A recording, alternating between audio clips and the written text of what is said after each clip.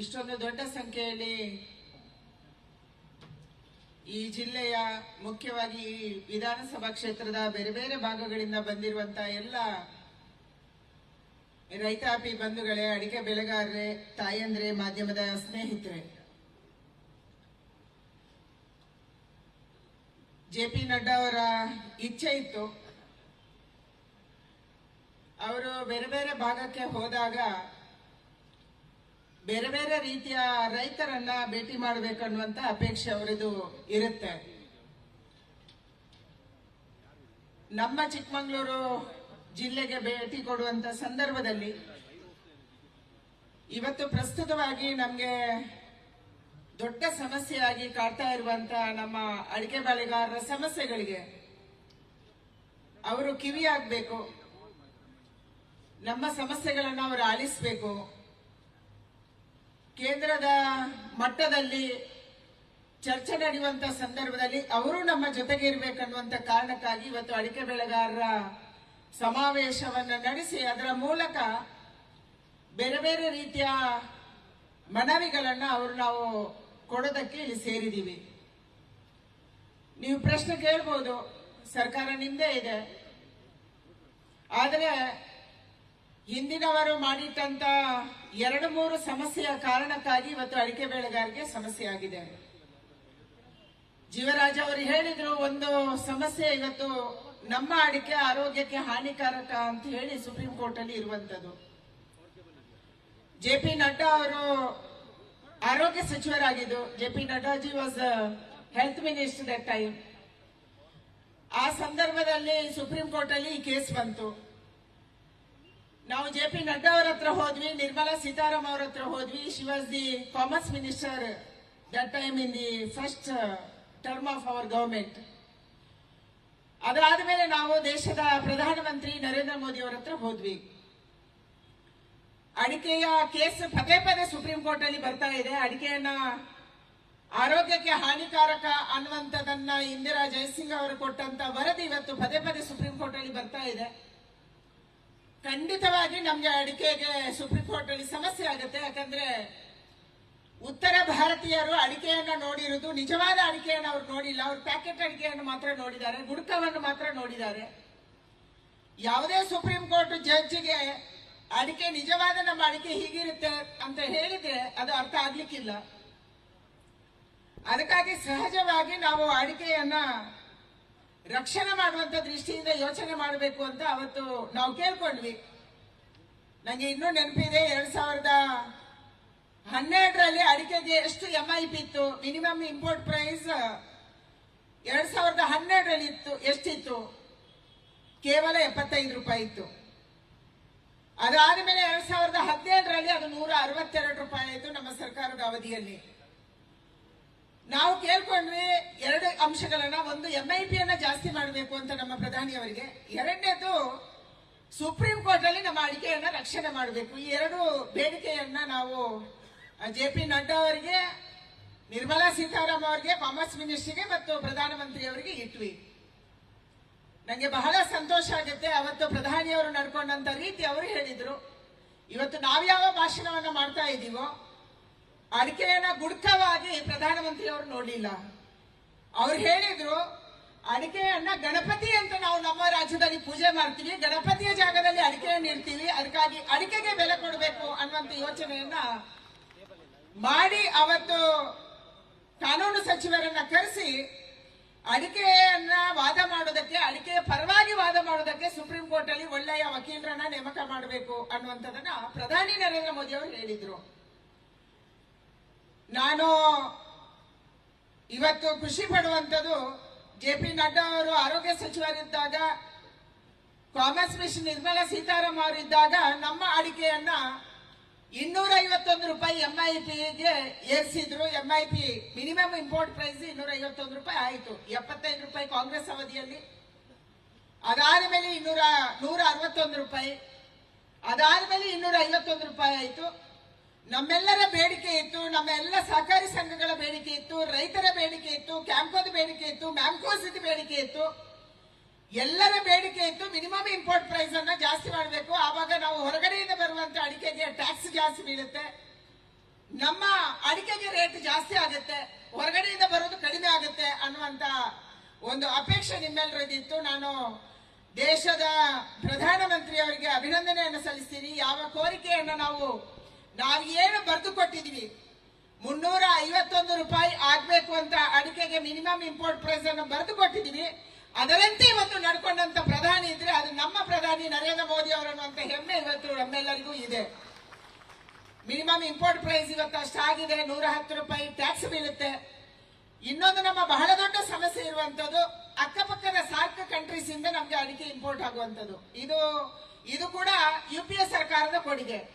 ಹಿಂದೆ ಮನಮೋಹನ್ ಸಿಂಗ್ ಅವರ ಸರ್ಕಾರ ಇದ್ದಂತ ಸಂದರ್ಭದಲ್ಲಿ ನಮ್ಮ ದೇಶದಲ್ಲಿ ಬೆಳೆಯಬಹುದಾದಂತ ಆಹಾರ ಪದಾರ್ಥಗಳನ್ನ ಮತ್ತು ಅವರ ದೇಶದಲ್ಲಿ ಬೆಳೆಯುವಂತ ಆಹಾರ ಪದಾರ್ಥಗಳನ್ನ 0% ಟ್ಯಾಕ್ಸ್ ಅಲ್ಲಿ ಎಕ್ಸ್ಚೇಂಜ್ ಮಾಡ್ಕೋಬೇಕು ಅನ್ನುವಂತ ಕಾನೂನನ್ನ ಅವತ್ತು ಅವರು ಜಾರಿಗೆ ತಂದ್ರು. ಇದರ ಪರಿಣಾಮವಾಗಿ ಇಲ್ಲಿರುವಂತ ಕೆಲವು ಆಹಾರ ಪದಾರ್ಥಗಳು, ಕೆಲವು ನಮ್ಮ ತೋಟಗಾರಿಕಾ ಬೆಳೆಗಳು ಆ ದೇಶಕ್ಕೆ 0% ಟ್ಯಾಕ್ಸ್ ಅಲ್ಲಿ ಹೋಗ್ತವೆ.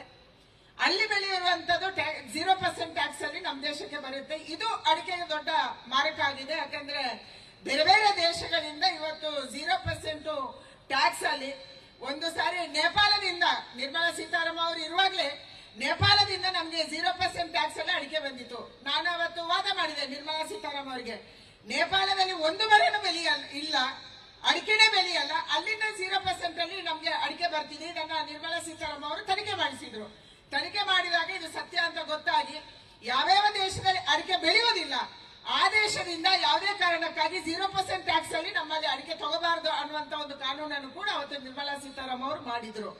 ಅದಕ್ಕಾಗಿ ನಮ್ಗೆ ಇವತ್ತು ನಮ್ಮ ಅಡಿಕೆಗೆ ರೇಟ್ ಜಾಸ್ತಿ ಆಗಿದೆ. ಅದು ಕೆಂಪು ಅಡಿಕೆ ಇರ್ಬೋದು ಅಥವಾ ನಾವು ದಕ್ಷಿಣ ಕನ್ನಡದಲ್ಲಿ ಬೆಳೆಯುವಂತ ಚಾಲ್ತಿ ಅಡಿಕೆ ಇರ್ಬೋದು, ಬಿಳಿ ಅಡಿಕೆ ಇರ್ಬೋದು, ಇದಕ್ಕೆ ರೇಟ್ ಜಾಸ್ತಿ ಆಗಿದ್ರೆ ಅದು ನಮ್ಮ ಸರ್ಕಾರದಲ್ಲಿ ಆಗಿದೆ ಅನ್ನುವಂತ ಹೆಮ್ಮೆ ಇದೆ ಇವತ್ತು. ಅದರ ಜೊತೆಗೆ ನಮ್ಗೆ ಬಹಳ ದೊಡ್ಡ ಪ್ರಮಾಣದಲ್ಲಿ ಕಾಡ್ತಾ ಇರುವಂತಹ ಸಮಸ್ಯೆ ಎಲೆ ಚುಕ್ಕೆ ರೋಗ ಮತ್ತು ಹಳದಿ ಎಲೆ ರೋಗ. ಇದರಿಂದ ಹಲವಾರು ತೋಟಗಳು ನಾಶ ಆಗಿದೆ, ನಮ್ಮೆಲ್ಲರ ತೋಟ ನಾಶ ಆಗಿದೆ. ಇವತ್ತು ಎಲ್ಲೇ ಹೋದ್ರೂ ಕೂಡ ಬರೀ ಕಂಬ ತರ ಮರಗಳು ಮಾತ್ರ ಕಾಣ್ತಾ ಇದಾವೆ, ಅದರಲ್ಲಿ ಎಲೆಗಳು ಕಾಣ್ತಾ ಇಲ್ಲ, ನಾಶ ಆಗಿದೆ ಅನ್ನುವಂಥದ್ದು ಸತ್ಯ ಇದೆ. ಹವಾಮಾನದ ಬೇರೆ ಬೇರೆ ರೀತಿಯ ವೈಪರೀತ್ಯದ ಕಾರಣಕ್ಕಾಗಿ ಈ ಒಂದು ರೋಗಗಳು ಬರುತ್ತವೆ. ಇದನ್ನ ಆರಂಭದಲ್ಲಿ 1946ರಲ್ಲೇ ಕಂಡು ಹುಡುಕಿದ್ರಂತೆ, ಇಂಥ ಒಂದು ರೋಗ, ಇಂಥ ಒಂದು ವೈರಸ್ ಇದೆ ಅಂತ ಹೇಳಿ. ಅದರ ನಂತರ ನಿರಂತರವಾಗಿ ನಮ್ಮ ವಿಜ್ಞಾನಿಗಳು ಇದರ ಬಗ್ಗೆ ಸೈಂಟಿಸ್ಟ್ ಯೋಚನೆ ಮಾಡ್ತಾನೆ ಇದ್ದಾರೆ, ಇದಕ್ಕೆ ಹೊಸ ಹೊಸ ಔಷಧಿ ಕಂಡು ಹುಡುಕ್ತಾನೆ ಇದ್ದಾರೆ, ಇದರ ಬಗ್ಗೆ ಚರ್ಚೆ ನಡೀತಾನೆ ಇದ್ದಾರೆ, ಸಂಶೋಧನೆ ನಡೀತಾನೆ ಇದೆ. ಆದ್ರೆ ಪರ್ಟಿಕ್ಯುಲರ್ಲಿ ಇದೇ ಹಾಕಿದ್ರೆ ಈ ರೋಗ ಪೂರ್ತಿ ಹೋಗುತ್ತೆ ಅನ್ನುವಂಥದ್ದು ಇಲ್ಲಿ ತನಕ ಆಗಿಲ್ಲ.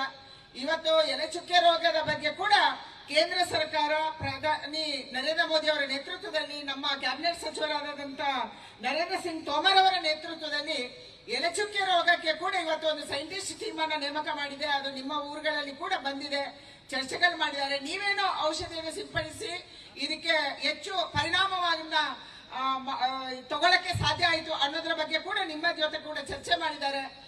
ಸಹಜವಾಗಿ ಇದನ್ನ ಇನ್ನೂ ಮುಂದುವರಿಸಬೇಕು. ಅದ್ರ ಜೊತೆಗೆ ಸಂಶೋಧನೆಗೆ ಹೆಚ್ಚು ಒತ್ತನ್ನು ಕೊಡಬೇಕನ್ನುವಂತ ಮೊದಲ ಬೇಡಿಕೆ ನಿಮ್ದು ಏನಿದೆ, ಇದಕ್ಕೆ ಕೇಂದ್ರ ಸರ್ಕಾರ ಮತ್ತು ರಾಜ್ಯ ಸರ್ಕಾರ ಬದ್ಧವಾಗಿದೆ ಅನ್ನುವಂತ ಮಾತನ್ನ ನಾನು ನಿಮ್ಗೆ ಬಹಳ ಸ್ಪಷ್ಟವಾಗಿ ಹೇಳಕ್ಕೆ ಇಚ್ಛೆ ಪಡ್ತೀನಿ. ರಾಜ್ಯ ಸರ್ಕಾರ ಕೂಡ ಮೊನ್ನೆ ಬಜೆಟ್ ನಲ್ಲಿ 10 ಕೋಟಿ ರೂಪಾಯಿಗಳನ್ನ ತೀರ್ಥಹಳ್ಳಿಯ ಸಂಶೋಧನಾ ಕೇಂದ್ರಕ್ಕೆ, ಇದನ್ನ ಕೇವಲ ಸಂಶೋಧನೆ ಮಾಡೋದಕ್ಕೆ, ಎಲೆ ಚುಕ್ಕೆ ರೋಗ, ಹಳದಿ ರೋಗವನ್ನ ಸಂಶೋಧನೆ ಮಾಡೋದಕ್ಕಾಗಿ ಕೊಡಬೇಕು ಅನ್ನುವಂಥದ್ದನ್ನು ಕೂಡ ಮೀಸಲಿಟ್ಟಿದೆ. ಕೇಂದ್ರ ಸರ್ಕಾರದಲ್ಲಿ ನಾವು ಒಂದು ಪ್ರಥಮ ಹಂತದ ವರದಿ ಬಂದ ತಕ್ಷಣ ನಾವು ತೋಮರ್ ಅವರು ಕೂತ್ಕೊಂಡು ಇದಕ್ಕೆ 2ನೇ ಹಂತದ ವರದಿಯನ್ನು ಕೂಡ ಇನ್ನೊಂದು ರೌಂಡು ಇದರ ಬಗ್ಗೆ ಸಂಶೋಧನೆಯನ್ನು ಮಾಡಿ ಈ ಎಲೆ ಚುಕ್ಕೆ ರೋಗಕ್ಕೆ ಕಾರಣ ಏನು ಮತ್ತು ಯಾವ ಔಷಧಿ ಪರಿಣಾಮಕಾರಿ ಅನ್ನುವಂಥದ್ದನ್ನ ಸ್ಪಷ್ಟವಾಗಿ ತಿಳಿಸಬೇಕು ಅನ್ನುವಂಥದ್ದು, ಸಂಶೋಧನೆ ಮುಂದುವರಿಸಬೇಕು ಅನ್ನುವಂಥ ಮಾತನ್ನ ನಮ್ಮ ಡಿಪಾರ್ಟ್ಮೆಂಟ್ ಅಲ್ಲಿ ಕೂಡ ಹೇಳಿದೀವಿ. ಅದಕ್ಕಾಗಿ ನಾನು ಒಂದೇ ವಿನಂತಿ ಮಾಡೋದು, ನಮ್ಮ ರೈತರ ಪರವಾಗಿ ಭಾರತ ಸರ್ಕಾರ ಇದೆ, ಹಲವಾರು ಯೋಜನೆ ನಾವು ಮಾಡಿದೀವಿ. ಇವತ್ತು ವೆದರ್ ಬೇಸ್ಡ್ ಇನ್ಶೂರೆನ್ಸ್ ಬಗ್ಗೆ ನೀವು ಕೇಳಿದಿರಿ. ಖಂಡಿತವಾಗಿ ಇದನ್ನ ರಾಜ್ಯ ಸರ್ಕಾರ, ನಮ್ಮ ಇನ್ಶೂರೆನ್ಸ್ ಕಂಪನಿಯನ್ನ, ಇನ್ಶೂರೆನ್ಸ್ ಅನ್ನ ಕಂಪನಿಗಳನ್ನ ಕೇಂದ್ರ ಸರ್ಕಾರ ನೇಮಕ ಮಾಡುತ್ತೆ. ಆದ್ರೆ ಉಳಿದಂತೆ ಎಲ್ಲ ವ್ಯವಹಾರವನ್ನ ಹೇಗೆ ಮಾಡಬೇಕು, ಯಾರಿಗೆ ಕೊಡಬೇಕು, ಎಷ್ಟು ಕೊಡಬೇಕು ಅನ್ನುವಂಥದ್ದನ್ನ ಸಹಜವಾಗಿ ರಾಜ್ಯ ಸರ್ಕಾರಗಳು ಮಾಡ್ತವೆ. ರಾಜ್ಯ ಸರ್ಕಾರದ ಮಂತ್ರಿಗಳ ಜೊತೆ ಕೂತ್ಕೊಂಡು ಆ ಇನ್ಶೂರೆನ್ಸ್ ಕಂಪನಿಗಳಿಗೆ ಕೇವಲ ಹಿಂದೆ ಏನಿತ್ತು 5 ದಿನಗಳಲ್ಲೇ ಎಷ್ಟು ಮಳೆ ಬಂತು ಅದರ ಆಧಾರದಲ್ಲಿ ಇನ್ಶೂರೆನ್ಸ್ ಕೊಡುವಂತದನ್ನು ಇವತ್ತೇನು ಹೆಚ್ಚು ದಿನ ಮಾಡಿದ್ದಾರೆ. ಖಂಡಿತವಾಗಿ ಇದನ್ನ ನಮ್ಮ ಭಾಗದಲ್ಲಿ ಕೆಲವು ಸಾರಿ 3 ದಿನ ಕಂಟಿನ್ಯೂಸ್ ಮಳೆ 24 ಅವರ್ಸ್ ಮಳೆ ಬಂದು ಕೂಡ ನಾಶ ಆಗುವಂತದ್ದು ತುಂಬಾ ಸಾರಿ ನಮಗೆ ಕಂಡಿದ್ದೀವಿ.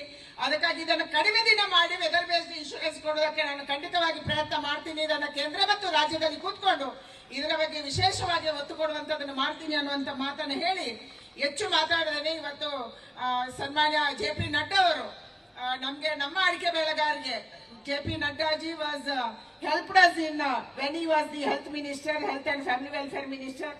ಅಂಡ್ ನಿರ್ಮಲಾ ಸೀತಾರಾಮನ್ ಅವರು ನಮಗೆ ಸಹಾಯ ಮಾಡಿದ್ದಾರೆ.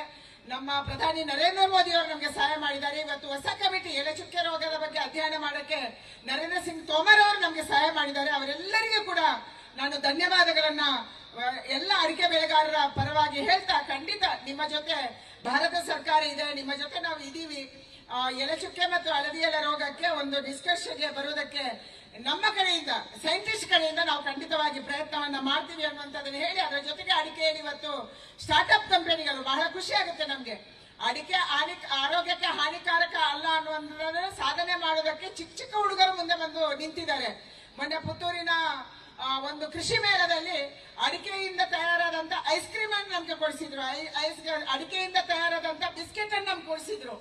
ಅಡಿಕೆಯಿಂದ ಆ ರೀತಿ ಬೇರೆ ಬೇರೆ ರೀತಿ ಇದನ್ನ ಅಡಿಕೆಯಿಂದ ಮಾಡಬಹುದು, ಎಲೆ ಅಡಿಕೆಯಿಂದ ಬೇರೆ ಚಾಕ್ಲೇಟ್ಸ್ ಮಾಡಬಹುದು. ಈ ರೀತಿ ಇದನ್ನ ಇವತ್ತು ನಮ್ಮ ಯಂಗ್ ಜನರೇಷನ್, ಯಂಗ್ ಸೈಂಟಿಸ್ಟ್ಗಳು, ಅವರೇನು ಸರ್ಕಾರದ ನೌಕರರಲ್ಲ, ಆದ್ರೆ ಸ್ಟಾರ್ಟ್ಅಪ್ ಕಂಪನಿಗೆ ಇವತ್ತು ಕೇಂದ್ರ ಸರ್ಕಾರ ಹೆಚ್ಚು ಒತ್ತು ಕೊಟ್ಟಿರುವ ಕಾರಣಕ್ಕಾಗಿ ಅವರು ಇದನ್ನ ಮುಂದೆ ತಂದು ಇವತ್ತು ನಮ್ಗೆ ತೋರಿಸುವ ಮಾಡ್ತಾ ಇದ್ದಾರೆ. ಈ ದೃಷ್ಟಿಯಿಂದ ಖಂಡಿತ ಅಂತ ಎಲ್ಲ ಸ್ಟಾರ್ಟ್ಅಪ್ ಕಂಪನಿಗಳಿಗೆ, ಅಂತ ಯಂಗ್ ಮನಸ್ಸುಗಳಿಗೆ ಇಲ್ಲಿ ಯಾರು ಕೂಡ ಆ ರೀತಿಯ ಒಂದು ಪ್ರಯೋಗವನ್ನು ನೀವು ಮಾಡಿದ್ರೆ ಖಂಡಿತ ಸರ್ಕಾರದ ಗಮನಕ್ಕೆ ತಂದ್ರೆ ಅದಕ್ಕೆ ಕೂಡ ಪ್ರೋತ್ಸಾಹ ಕೊಡುವಂತದನ್ನ ನಾವು ಮಾಡ್ತೀವಿ ಅನ್ನುವಂತ ಮಾತನ್ನು ಹೇಳಿ ನಿಮ್ಮೆಲ್ಲರಿಗೆ ಕೂಡ ವಂದನೆಯನ್ನು ಸಲ್ಲಿಸಿ, ಖಂಡಿತ ಕೇಂದ್ರ ಸರ್ಕಾರ, ರಾಜ್ಯ ಸರ್ಕಾರ ನಿಮ್ಮ ಜೊತೆಗಿದೆ. ಯಾವುದೇ ರೈತರ ಸಮಸ್ಯೆ ಬಂದಾಗ ಅದಕ್ಕೆ ನಮ್ಮ ಪ್ರಧಾನಿಯವರು ಮುಂಚೂಣಿಯಲ್ಲಿ ನಿಂತು ಆ ಸಮಸ್ಯೆಗೆ ಪರಿಹಾರ ಕಂಡುಕೊಡಬೇಕು ಅನ್ನುವಂತ ಒಬ್ಬ ಶ್ರೇಷ್ಠ ಮಟ್ಟದ ರೈತರ ಪರವಾಗಿರುವಂತ ಪ್ರಧಾನಿಯವರು ನಮ್ಗೆ ಸಿಕ್ಕಿದ್ದಾರೆ. ಅವರ ಆ ಒಂದು ಒಳ್ಳೆಯ ಮನಸ್ಸುಗಳನ್ನ ಖಂಡಿತ ನಮ್ಮ ಕೆಲಸಗಳಿಗೆ ನಾವು ಉಪಯೋಗಿಸಿಕೊಂಡು ನಮ್ಮ ರೈತರ ಜೀವನವನ್ನ ಹಸನು ಮಾಡುವಂತ ದಿಕ್ಕಿನಲ್ಲಿ ಪ್ರಯತ್ನ ಮಾಡ್ತೀವಿ ಅನ್ನುವಂತ ಭರವಸೆಯನ್ನು ನಿಮ್ಮೆಲ್ಲರಿಗೆ ಕೊಟ್ಟು, JP ನಡ್ಡಾ ಅವರು ಕೂಡ ನಮ್ಮ ಜೊತೆಗೆ ಇವತ್ತೇನು ಇಲ್ಲಿ ಬಂದು ನಿಮ್ಮ ಸಮಸ್ಯೆಯನ್ನು ಅವರು ಆಲಿಸಿದ್ದಾರೆ, ನಿಮ್ಮ ಮನವಿ ಪತ್ರೆಯನ್ನು ಮಾಡಿದ್ದೀವಿ, ಇದನ್ನು ತಗೊಂಡಿದ್ದಾರೆ. ಖಂಡಿತ ಅವರು ನಮ್ಮ ಜೊತೆ ಕೊಡ್ತಾರೆ ಅನ್ನುವಂತ ವಿಶ್ವಾಸ ಇದೆ. ಆ ದೃಷ್ಟಿಯಿಂದ ನಿಮ್ಮೆಲ್ಲರಿಗೆ ಕೂಡ ವಂದನೆಯನ್ನು ಸಲ್ಲಿಸಿ, आने वाले दिन में जरूर नड्डा जी हमारे साथ रहना, हमारे साथ हमारे अरेकनट ग्रोवर्स, सुपारी ग्रोवर्स कौन कौन है, इसका समस्या क्या है, वो समस्या के साथ आप भी जुड़ना है, आप भी हमारे साथ आना, प्रधानमंत्री के वो तो उसको बात करना है, तो हमारे डिपार्टमेंट ने कुछ करना है, तो आप भी साथ देना बोल के मैंने आपको विनंती करती हूँ. जरूर आप हमारे अरेकनट ग्रोवर्स का समस्या को सुन के इतना तो कुछ कर सकते हैं. तो अभी तो कमिटी बनाए हम, स्पॉट लीव इसके लिए कमिटी बनाए. ಅದರ ಇನ್ನೊಂದು ಮಾತು ನಾನು ಹೇಳ್ತಾ ಇದ್ದೀನಿ, ಒಬ್ಬ ಸೈಂಟಿಸ್ಟ್ ನಮ್ಮವರೇ, ನಮ್ಮ ಸುಳ್ಯದವರು ಕೆನಡಾದಲ್ಲಿ ಅಧ್ಯಯನ ಮಾಡ್ತಾ ಇದ್ದಾರೆ. ಅವರು ಅಲ್ಲಿ ಅಗ್ರಿಕಲ್ಚರ್ ಸೈಂಟಿಸ್ಟ್ ಆಗಿದ್ದಾರೆ. ಈ ರೀತಿಯ ಬೇರೆ ಬೇರೆ ಡಿಸೀಸ್ ಗಳನ್ನ ಅವರು ಸ್ಟಡಿ ಮಾಡ್ತಾ ಇದ್ದಾರೆ. ಅವರಿಗೆ ನಮ್ಮ ಕೇಂದ್ರ ಸರ್ಕಾರದ ವತಿಯಿಂದ ನಾನೇ ಮುತುವರ್ಜಿ ವಹಿಸಿ ಇಲ್ಲಿಯ ಯೆಲ್ಲೋ ಲೀವ್ಸಿನ ಮತ್ತು ಚುಕ್ಕೆ ರೋಗದ ಎಲೆಗಳನ್ನ ನಾವು ಅಲ್ಲಿ ಇವತ್ತು ಕೆನಡಾಕ್ಕೆ ಕೂಡ ಕಳಿಸಿಕೊಟ್ಟಿದೀವಿ. ಅವರು ಕೂಡ ಅಧ್ಯಯನವನ್ನ ನಡೆಸ್ತಾ ಇದ್ದಾರೆ. ಅಲ್ಲಿ ಕೂಡ ಏನಾದ್ರೂ ಇದಕ್ಕೆ ನಿಷ್ಕರ್ಷಕ್ಕೆ ಬಂದ್ರೆ ಅದನ್ನು ಕೂಡ ಭಾರತದ ರೈತರ ತೋಟಗಳಲ್ಲಿ ಪ್ರಯೋಗ ಮಾಡೋದಕ್ಕೆ ಕೇಂದ್ರ ಸರ್ಕಾರ ಸಿದ್ಧ ಇದೆ ಅನ್ನುವಂತ ಮಾತನ್ನ ಇನ್ನೊಂದ್ಸರಿ ನಿಮ್ಗೆ ಹೇಳಿ ನಿಮ್ಮೆಲ್ಲರಿಗೆ ಒಂದ್ಸಿ ನನ್ನ ಮಾತು ಮುಗಿಸ್ತೀನಿ. ನಮಸ್ಕಾರ, ಜೈ ಹಿಂದ್. ಧನ್ಯವಾದಗಳು ಶೋಭಾ ಕರಂದ್ಲಾಜೆ ಅವರಿಗೆ. ಈಗ ರಾಷ್ಟ್ರೀಯ ಅಧ್ಯಕ್ಷರಾದಂತಹ JP नड्डा ಅವರು ನಮ್ಮನ್ನು ಉದ್ದೇಶಿಸಿ ಮಾತಾಡ್ತಾರೆ. हमारे माननीय राष्ट्राध्यक्ष, हमारे वरिष्ठ नेता श्री JP नड्डा जी से अनुरोध है कि आप संबोधन करें.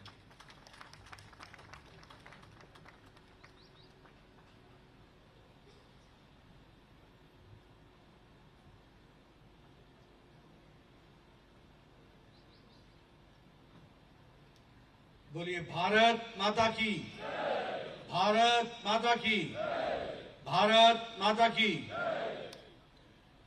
आज के इस कार्यक्रम में मंच पर उपस्थित हमारे भारतीय जनता पार्टी के बहुत ही जुझारू और कर्मशील अध्यक्ष श्री नलिन कटील जी, हमारे कर्नाटक के प्रभारी और राज्यसभा में मेरे साथी श्री अरुण सिंह जी, हमारे राष्ट्रीय महामंत्री और पूर्व में मंत्री रहे हमारे साथी श्री सीटी रवि जी, हमारे भारत सरकार में मंत्री और संसद में हम सबके साथ काम कर रही बहन शोभा करंदलाजे जी, जो भारत सरकार में मंत्री हैं, श्री जीवराज जी, हमारे एक्स-MLA और हमारे वरिष्ठ साथी, और श्री कलम रुडप्पा जी, हमारे डिस्ट्रिक्ट प्रेसिडेंट, और हमारे सम्मानित मंच, और यहाँ इतनी बड़ी संख्या में हमारे अरेकानट के साथ जुड़े हुए और उसके व्यवसाय में जुड़े हुए हमारे किसान भाई, एग्रीकल्चरिस्ट, और हमारे युवा साथी, मातृशक्ति, और मीडिया के साथी, मेरे प्रिंट मीडिया और इलेक्ट्रॉनिक मीडिया के मेरे साथी, मेरा यह सौभाग्य है कि आज मुझे कोपा में आने का मौका मिला और आप सब लोग इतनी बड़ी संख्या में इतने देर गए, आप सब लोग बैठे हैं, आप सबका अभिनंदन, आप सबका स्वागत। इस पवित्र नगरी में, इस पवित्र स्थान पर I have the opportunity to visit this holy place, and when I come to this place, it becomes my primary responsibility to pay my respects to Lord Veerbhadra and to the Veerbhadra temple. I bow myself, मैं नमन करता हूँ। उत्तम महेश्वर शिव जी भगवान को भी मैं नमन करता हूँ, और भारत में हमारे श्रृंगेरी मठ का जो दुनिया में स्थान है, ऐसे पवित्र स्थान को मैं नमन करता हूँ और आशीर्वाद लेकर के अपनी बात को प्रारंभ करता हूँ। आज मुझे एरिकानट, जिसको हम सब लोग जानते हैं कि वह कर्नाटक के आर्थिक दृष्टि से आर्थिक जगत में उसका एक अपना स्थान है। Arecanut has got a role to play in the Karnataka's economy, and today I am talking to the growers of Arecanut. It becomes my proud privilege to meet all of you and to understand the problems, and also what Government of India and the Government of Karnataka has taken initiatives about reviving, bringing it back to the rails, and also try to see to it that we constantly remain supporting the growers of Arecanut so that it becomes, takes a major place in the agro economy of Karnataka. It is one of the largest industries. ये सबसे बड़ी agricultural industry है अरेकानट की, और ऐसे लोगों के साथ मिलकर के काम करना मेरा सौभाग्य है।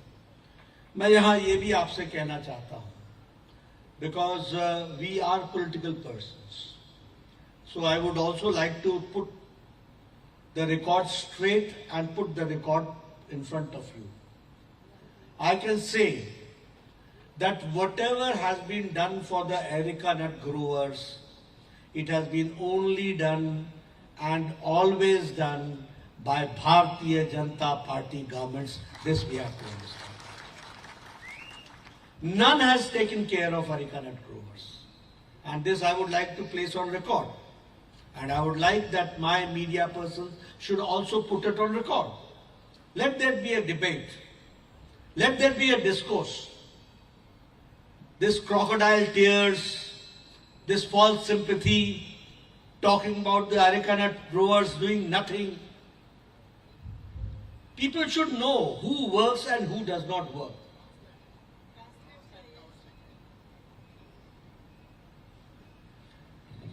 वो ट्रांसलेट करने का जरूरत पड़ रहा है, तो सॉरी। ट्रांसलेशन चाहिए? यस या नो? यस।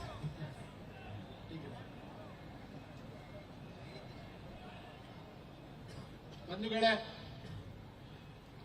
ಇವತ್ತು ನನಗೆ ಅಡಿಕೆ ಬೆಳೆಗಾರರ ಮಧ್ಯೆ ಬಂದು ಅಡಿಕೆ ಬೆಳೆಗಾರರ ಸಮಸ್ಯೆಗಳನ್ನ ಮತ್ತು ಅಡಿಕೆ ಬೆಳೆಗಾರರಿಗೆ ಮಾಡಬೇಕಾಗಿರೋಂತ ಎಲ್ಲ ವಿಷಯಗಳನ್ನ ತಿಳ್ಕೊಳ್ಳುವಂತ ಸೌಭಾಗ್ಯ ನನಗೆ ಸಿಕ್ಕಿದೆ. ಕೊಪ್ಪದಲ್ಲಿ ಬಂದು ನಾನು ಇಷ್ಟು ದೊಡ್ಡ ಸಂಖ್ಯೆಯಲ್ಲಿ ಸೇರಿರುವಂತ ಯಾರು ಅಡಿಕೆಯನ್ನ ಬೆಳೆಯುವಂತ ರೈತರ ಮತ್ತು ಅಡಿಕೆ ಬೆಳೆಗಾರರ ಮಧ್ಯೆ ಬಂದು ನಾನು ಇವತ್ತು ನಿಮ್ಮೆಲ್ಲರನ್ನ ಉದ್ದೇಶಿಸಿ ಮಾತಾಡುವಂತ ಸೌಭಾಗ್ಯ ಸಿಕ್ಕಿದೆ. ನಾನು ಅದಕ್ಕೆ ಮೊದಲನೇದಾಗಿ ಧನ್ಯವಾದವನ್ನು ಹೇಳ್ತಾ, ಭಾರತೀಯ ಜನತಾ ಪಾರ್ಟಿ ಇವತ್ತು ರೈತರಿಗೆ ಮತ್ತು ಅಡಿಕೆ ಬೆಳೆಗಾರರಿಗೆ ಏನಾದ್ರೂ ಒಂದು ಮಾಡಿರುವಂತ ರಾಜಕೀಯ ಪಕ್ಷ ಇದೆ ಅಂತಂದ್ರೆ ಅದು ಭಾರತೀಯ ಜನತಾ ಪಾರ್ಟಿ ಅನ್ನುವಂಥದ್ದನ್ನು ಹೇಳೋದಕ್ಕೆ ಇಷ್ಟಪಡ್ತೇನೆ.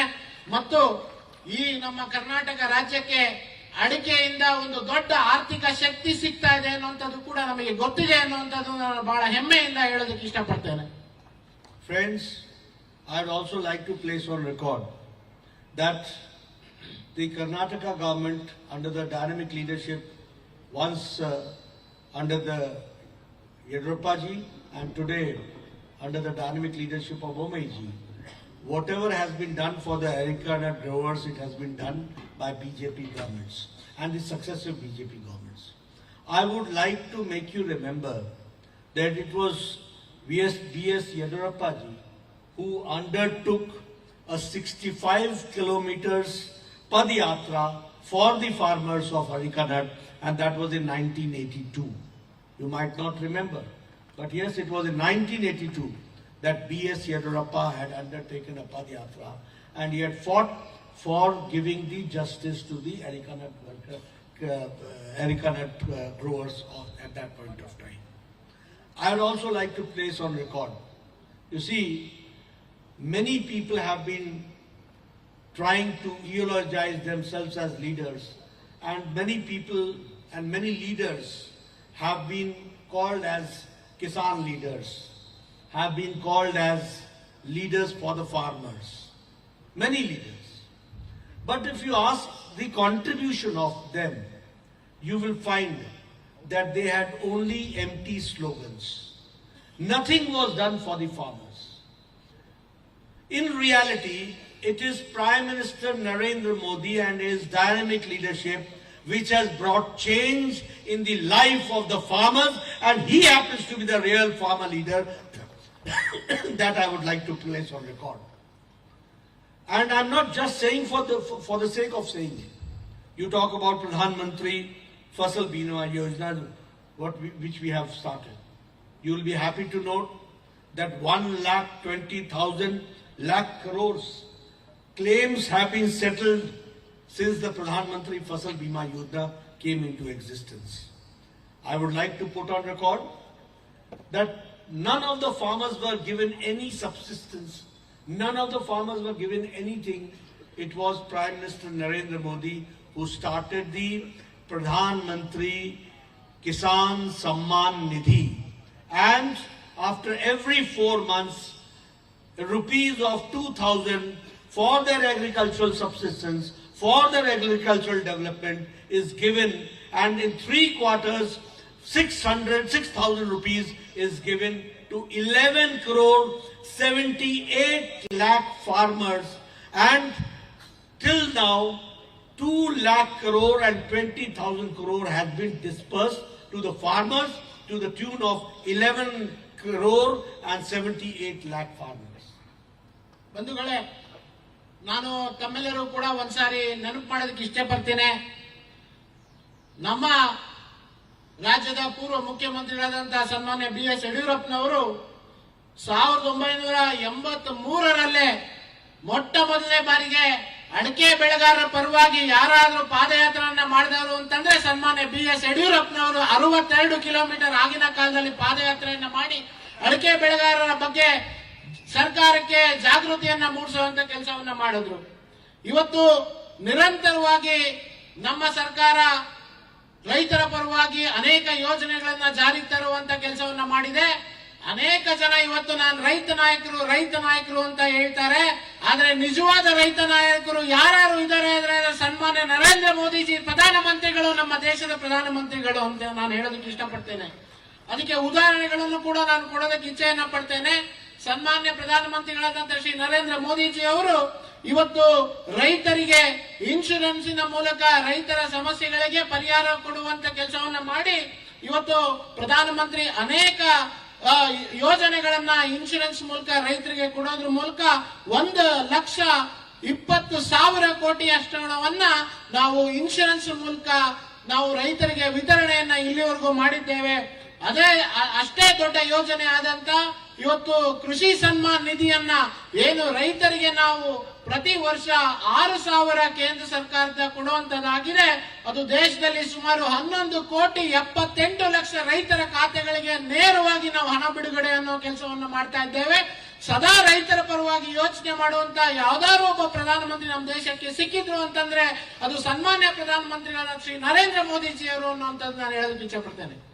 Friends, you will be happy to note that Pradhan Mantri ji, Narendra Modi ji introduced Pradhan Mantri Kisan Man Dhan Yojana. According to this, to the farmers, the minimum support which we can give to the farmers under the Man Dhan Yojana has been enunciated. And you will be happy to note that approximately 20 lakh farmers have been enrolled in Pradhan Mantri Man Dhan Yojana. And in Karnataka, 40,000 our farmers are enrolled in Pradhan Mantri Man Dhan Yojana. This itself gives a support to the agriculturists for their going forward in the growth of the farmers that we are working.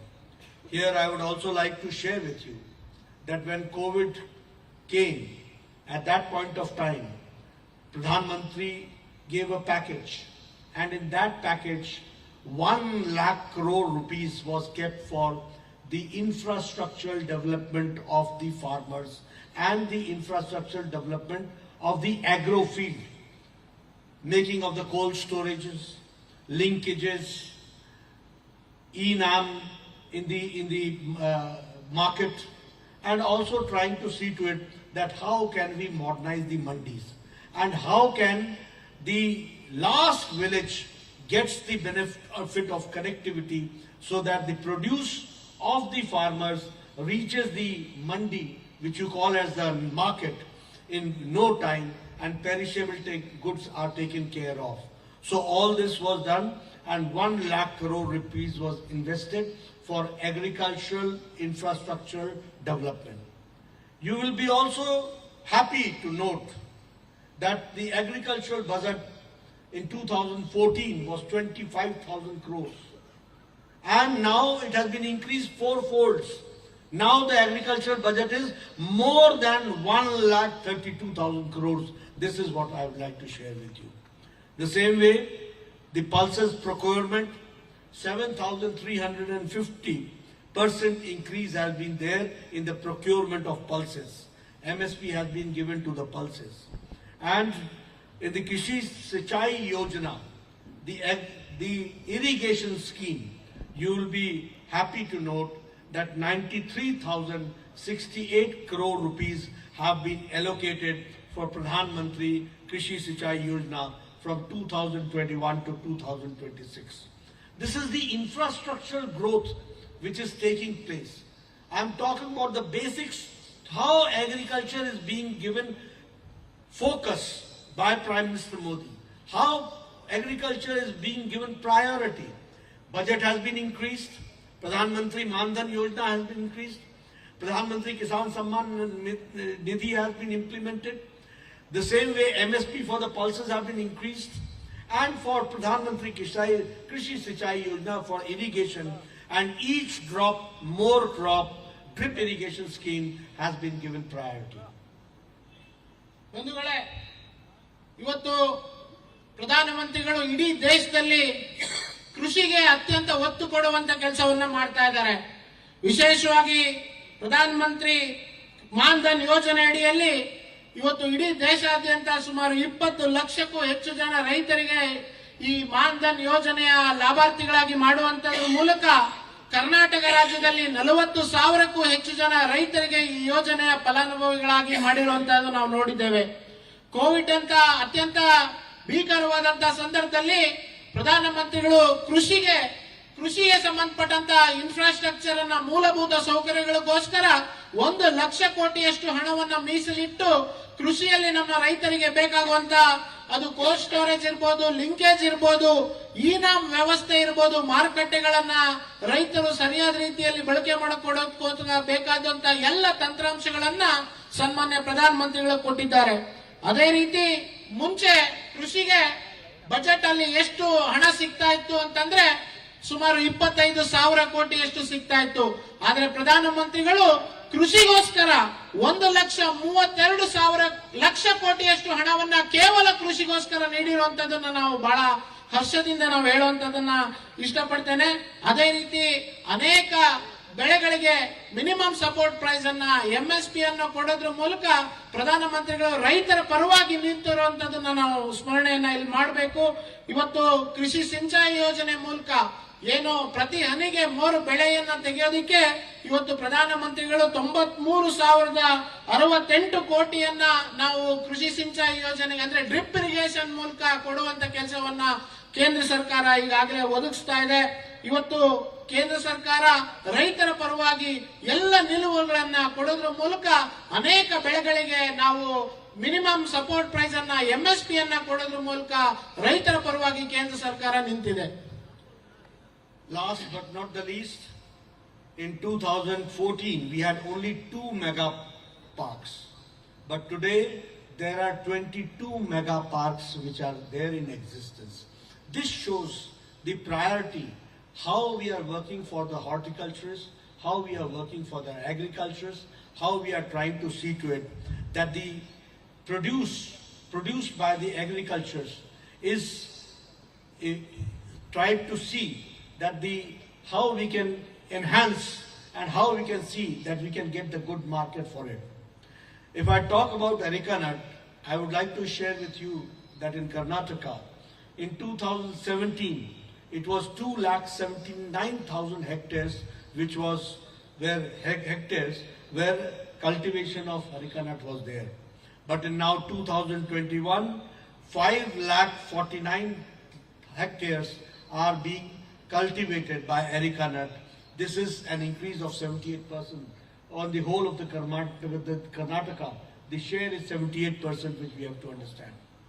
If I talk about the domestic price of Arecanut, which is continuously increasing, in 2017 it was 19,038 per quintal.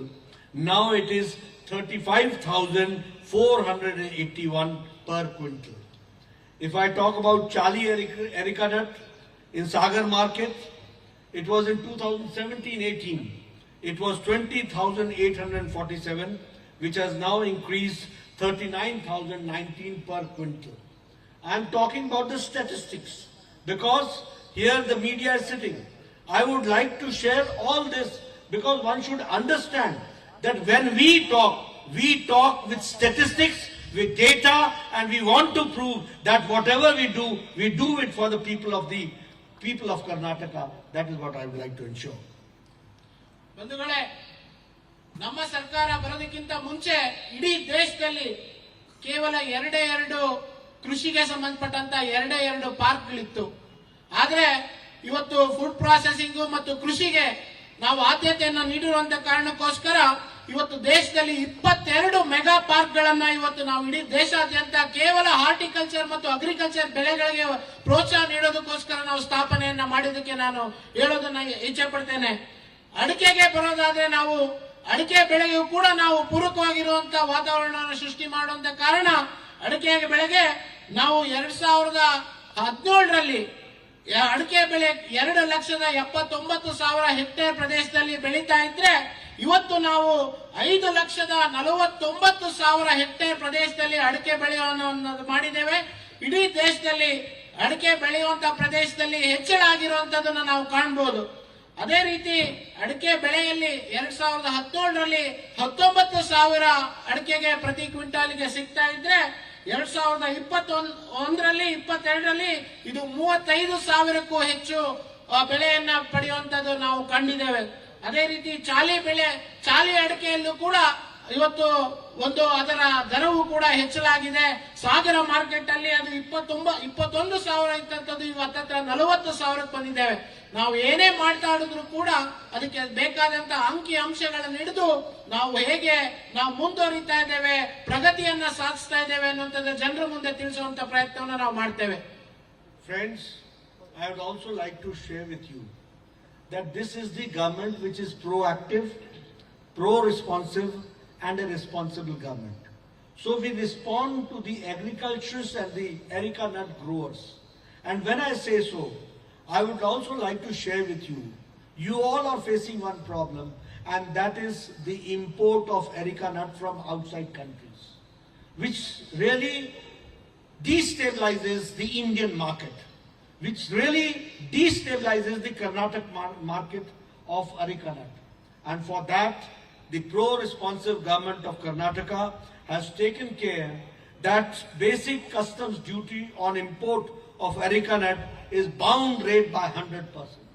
Not only that, the government has increased the Arecanut minimum import price by 3 times, and we have tried to prevent the inferior quality of Arecanut into the domestic market. We have also tried to see to it that to prevent destabilization of the domestic prices. In 2013, the Arecanut was 110 rupees kg. Now in 2021-23, it is 351 per kg. We are trying to see to it that the domestic market, the prices keep stabilized and does not get destabilized. That we have to understand. Here, I would also like to add one more thing, that the government of India has constituted a National Scientific Committee, NSC, to address the issues related to leaf spot diseases and yellow leaf diseases. ಬಂಧುಗಳೇ, ನನಗೆ ಗೊತ್ತಿದೆ ನಿಮ್ಮ ಮನಸ್ಸಿನಲ್ಲಿರುವಂತ ವಿಷಯ ಏನು ಅಂತಂದ್ರೆ, ಇವತ್ತು ಆಮದು ಆಗ್ತಾ ಇರುವಂತ ಹೊರದೇಶಗಳಿಂದ ಬರ್ತಾ ಇರುವಂತ ಅಡಿಕೆ ನಮ್ಮ ದೇಶದಲ್ಲಿ ಬೆಳೆಯುವಂತ ಅಡಿಕೆಗೆ ಮಾರಕ ಆಗಿರುವಂತದ್ದು ಅನ್ನುವಂಥದ್ದು ನಿಮ್ಮ ಮನಸ್ಸಿನಲ್ಲಿರುವಂತ ಒಂದು ದೊಡ್ಡ ನೋವು ಅನ್ನುವಂಥದ್ದು ನನಗೆ ಗೊತ್ತಿದೆ. ಅದಕ್ಕಾಗಿ ನಮ್ಮ ಸರ್ಕಾರ ಅನೇಕ ಕ್ರಮಗಳನ್ನ ಈಗಾಗಲೇ ನಾವು ಈಗಾಗಲೇ ಅದರ ಬಗ್ಗೆ ನಾವು ಕ್ರಮಗಳನ್ನ ವಹಿಸಿರುವಂತದ್ದು ನಾವು ನೋಡಿದ್ದೇವೆ. ಏನು ಹೊರಗಡೆಯಿಂದ ಆಮದಾಗ್ತಿದ್ದಂತ ಅಡಿಕೆ ಮೇಲೆ ಈಗಾಗಲೇ ನಾವು ಡ್ಯೂಟಿಯನ್ನ ಹೆಚ್ಚಳ ಮಾಡುವಂತ ಕೆಲಸವನ್ನ ಮಾಡಿದ್ದೇವೆ. ಅದೇ ರೀತಿ ನಮ್ಮ ದೇಶದೊಳಗಡೆ ಕಳಪೆ ಅಡಿಕೆಯನ್ನ ತಂದು ಮಾರಾಟ ಮಾಡೋದಕ್ಕೆ ಈಗಾಗಲೇ ನಾವು ಅದನ್ನ ತಡೆಗಟ್ಟುವಂತ ಕೆಲಸವನ್ನು ಕೂಡ ಮಾಡಿದ್ದೇವೆ.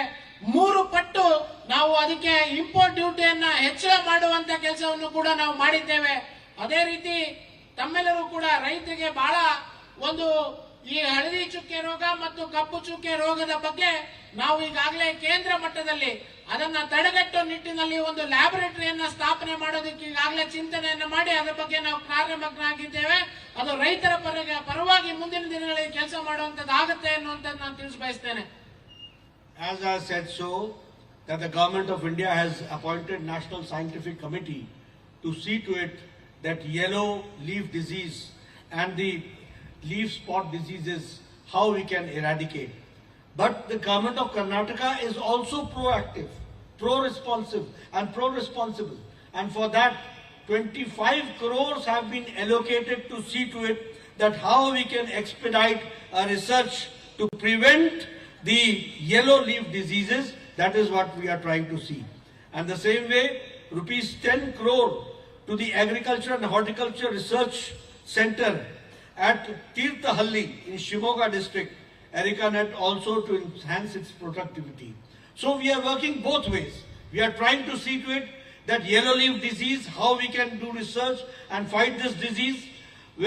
We are also trying to see to it that how we can increase the productivity. Both ways the Karnataka government is fighting. ಬಂಧುಗಳೇ, ನಾನು ಈಗಾಗಲೇ ತಿಳಿಸಿದಾಗೆ ರಾಷ್ಟ್ರೀಯ ಮಟ್ಟದಲ್ಲಿ ನಾವು ಒಂದು ಸಮಿತಿಯನ್ನ ಇದಕ್ಕೋಸ್ಕರ ನಾವಾಗಲೇ ಒಂದು ನೇಮಕವನ್ನ ಮಾಡಿದ್ದೇವೆ. ಕರ್ನಾಟಕದಲ್ಲೂ ಕೂಡ ಕರ್ನಾಟಕ ಸರ್ಕಾರ ಈ 2 ಕಪ್ಪು ಚುಕ್ಕೆ ರೋಗ ಮತ್ತು ಹಳದಿ ಎಲೆ ರೋಗಕ್ಕೆ ಸಂಬಂಧಪಟ್ಟಾಗೆ 25 ಕೋಟಿಗಳಷ್ಟು ರೂಪಾಯಿನ ಈಗಾಗಲೇ ನಾವು ಬಜೆಟ್ ಅಲ್ಲಿ ಅದಕ್ಕೆ ತೆಗೆದಿಟ್ಟೇವೆ.